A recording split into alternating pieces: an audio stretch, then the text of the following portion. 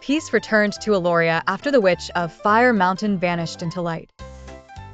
But one night, as the silver moon rose high, the sky began to weep crystal tears, drops that could grant any wish or curse the world forever.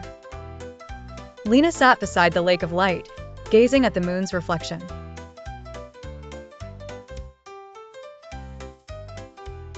Lina caught one in her hand. It felt warm, alive.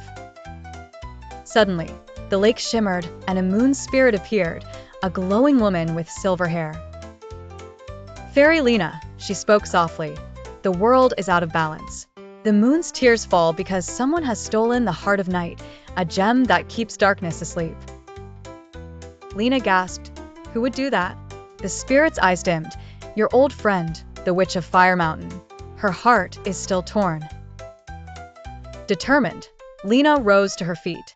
"I will bring back the heart of night, not with anger, but with truth." She and Milo flew across the dark skies to Fire Mountain once again. Inside, they found the witch, crying beside a glowing crystal.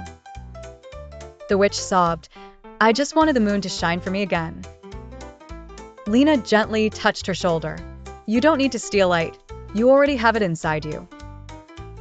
The witch closed her eyes, and the crystal melted into tears that floated to the sky, returning the moon's balance.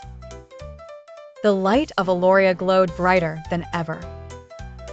Sometimes, even those who fall into darkness just need a hand to guide them back to light.